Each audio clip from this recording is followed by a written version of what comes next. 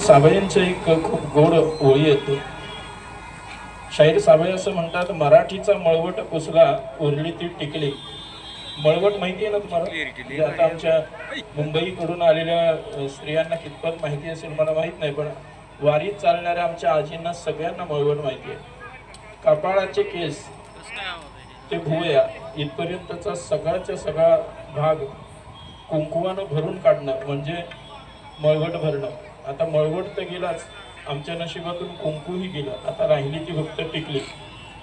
मराठीचा मळवट पुसला उरली ती टिकली, आम्ही आमच्या हातानं संस्कृती सारी विकली, अशी आज परिस्थिती आमच्या मुंबई शहरात आहे. पण अशा परिस्थितीमध्येही संस्कृती जतनाचं काम आमची विश्वमाऊली वारकरी सेवा संस्था गेली अनेक वर्ष करते. हे आमच्या सगळ्यांसाठी अभिमानाची बाब आहे.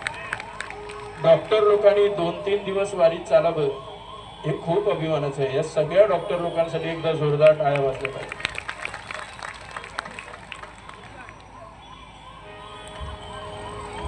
वारी म्हणजे आनंद आहे, वारी म्हणजे सुख आहे, वारी म्हणजे मोक्षाचा मार्ग आहे, वारी म्हणजे संतांना भेटण्याचं साधन आहे.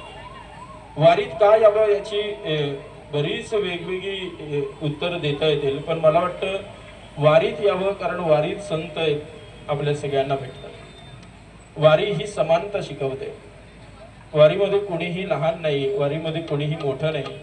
म्हणून समोर आल्यानंतर प्रत्येकाला माऊली म्हणून नमस्कार करण्याची पद्धत याच वारीमध्ये आहे. वारीमध्ये आपल्याला संत भेटतात आणि संत आपल्या उद्धाराचं काम करतात. या जगामध्ये आपल्या सगळ्यांवर निस्वार्थी प्रेम करणारं कोण असेल तर ते संत आहेत. म्हणून संतांचं वर्णन करताना त्यांना आईची उपमा देऊन त्यांचं वर्णन केलेलं आहे.